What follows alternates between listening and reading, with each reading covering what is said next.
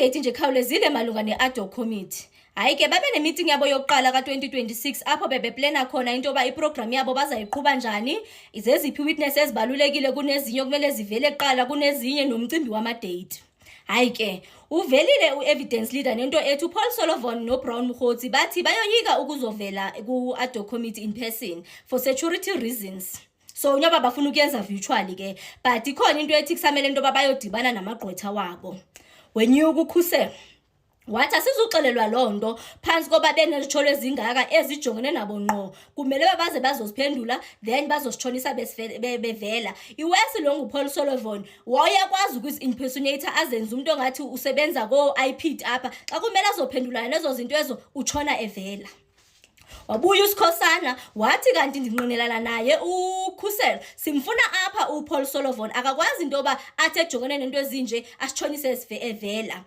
Wangezelela ke ngoku uSikhosana ngento ethi ndiyanibona nimane nithetha ngayo yonke lento aniwuthatha umcimbi wama-judicial wama-judge phansi koba nawo enezitholo zawo ezijongene nabo sibafuna apha nabo. Ayithatha phansi kwalonto kwezazitholo ke zoba bazistrikewa off i-cases zika Paul Solomon. uPaul Solomon ufumana ama-privilege woba kuthiwe before yo-arrestwa kumele aphiwe u-48 hours nani. Lo judge eyiphisana ngento ezifana nezo makasazophendula into yoba yinto esuspicious umkhubani lowo akathi wawenza xa ke phanda ngejaji ngento ezifana nezo. Wabuya usibonele uvumelana nabo bonke bebevumelana ke kwezinye izinto. Uvumelana nabo wangezelela usibonelo ngento ethi kuzawufuneka inoba even abanye sebevelile baphinde babuye ba for round 2, especially abafana noBhekicele phansi koba Bhekicele ufikile apha wathetha into akazithethile ngoKhet Matlala, sabheke eKhosi Mampuru uKhet wathetha into akazithethayo naye echola uBhekicele malunga nomcimbi noba lalo hoye wemali babeke sipha uBhekicele imali mele aphinde abuye athini. Hayi ke wabuya omnye uShongwe, hayi bafethu uShongwe umchazile. Wathi uShongwe ndandithekini thathani passport kaPaul Solomon nanganimameli. Akekho kwalapha eSouth Africa uPaul Solomon njoba sithetha. Zange ninimameli. Sihleleleni iSouth Africans sifuna ukubona ama-arrest. Sihleleleni ngoba ubungqine sinabo singabe siphushela into yoba maku-issue ama-arrest. Mababanjwe abantu kuthi kuxoxwa yonke lento leyo singabe siyichitha ixesha ukwegqitha ixesha sesilichithile ngoba bazaze bafumane nendlela zokuthi babaphunyuke. Wathi uShongwe kaloku lo judicial nyane ngathi niyayisaba zikhona izinto ezithethwayo ezithethiwe ngabo. Siyayazi umuntu oba i-captured i-judicial and ngoku yi-opportunity esiyifumene leyo yoba makulungiswe into ezifana nezo. I-justice system yethu siyayilungisa ngendlela okungayo. uCameron akho nto ncama kayithethile. Wabuya uMalema wathi uMalema nibe careful ngendlela nidila ngayo nge-judicial because sizawubhida sathi xa sibhidwa imicimbi ethizeni sidinga la judicial kube sibe besi-illustrithile nani. Hayi bathathana noSikhosana wathi uSikhosana awuzunzixelela loo nto leyo umuntu ogqibela ngoba kwawena uke watsho ndine-video zakho usitsho usithi i-judicial i-captured for into yoba ngoku uzofuna into yoba mayoyikwe le judicial. Ingani soyikwa i-judicial sisazi into yoba bane-sentences abathi xa bezikhipha zibe zi-suspicious. Sibafuna apha bathathana kulapho ke ngoku bebizene khona ngamakhawadi nani. Hayibo sesenjalo sisajonge njalo wabuya upho kwenyuka uSols. Hayi kuSols naye wafakaza kumcimbi kaPaul Solomon into yoba umfuna apha uPaul Solomon. uNgqwango uveze umcimbi walanto eyithethekayo emcimbi webail uba xa umuntu wefumene ibail aphinda afumana ibail udibana sokuyibail on top of another yinto kumele bayijonge nje nayo. So nje ibishushu besilwa nje enye lanto ayisiphathi kakuhle man sisi South Africans abayomfanekiso alright, especially uba silindele into yoba mababe nezivumelwano ukwenza bazo reach consensus, but if bezolwa so izakwenza into yoba because vana ngoxa bengazuvumelana ngento nje ezingabalulekanga ezibheda zinje. So nje ibe nento engathi injalo i-ad hoc committee, but ke all in all bathi bamfuna apha uPaul Solomon uba ngaba uMalema futhi into akayithethile wathi uba ngaba kumele into yoba asamonwe uPaul Solomon bazakwenza net njalo basebenzise ii-powers zabo. Akho umuntu ongazu-appeara kula ad hoc committee phansi koba ke uPaul Solomon engekho kwalapha eSouth Africa eveze into engathi uzawubuya around uFebruary. Bakhona ke abatshoyo bathi no simphenje ixesha eli-enough eloba aziprepare akazuzizela ne-excuses ke right now. So umcimbi we-ad hoc committee ume apho ke. So ilist yabo nje just ukunithi gqaba. So in terms of bangobani abantu engathi bavela kwi-top 5 ndinganipha nje urhalirhali.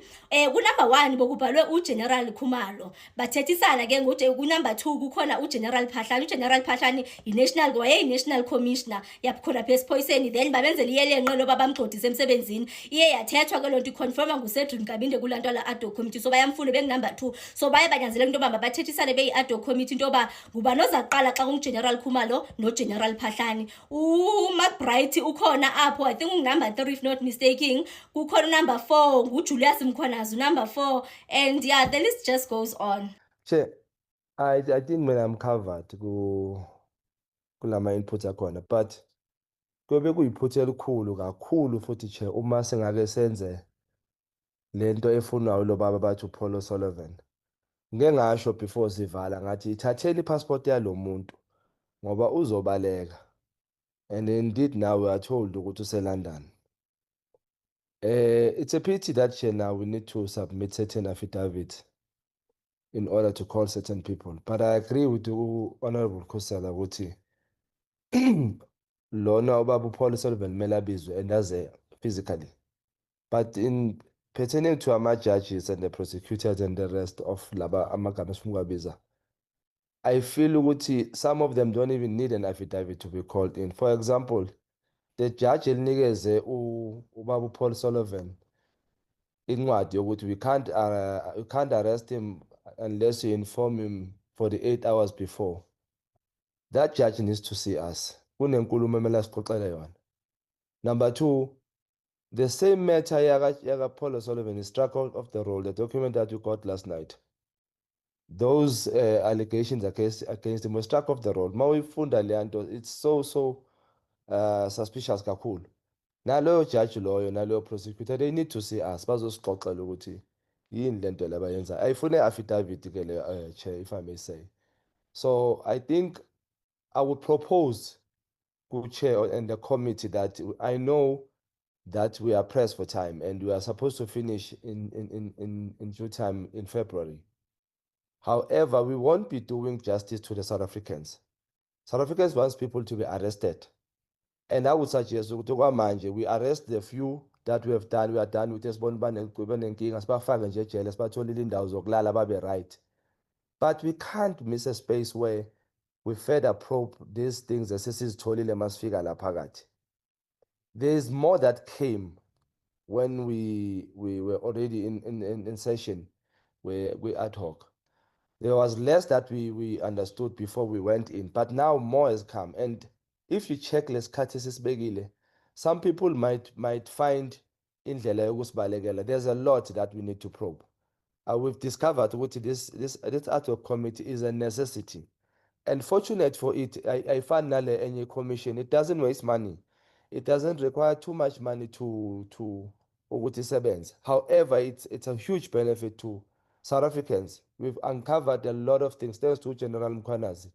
We've uncovered izinto ezidinga ukuthi siziphi isikhathi siyihlasele. So I propose ukuthi let's either again ask for more time, but while sicala ngalaba sibabophe sibacede laba, so that we show ukuthi sizimisela ukusebenza.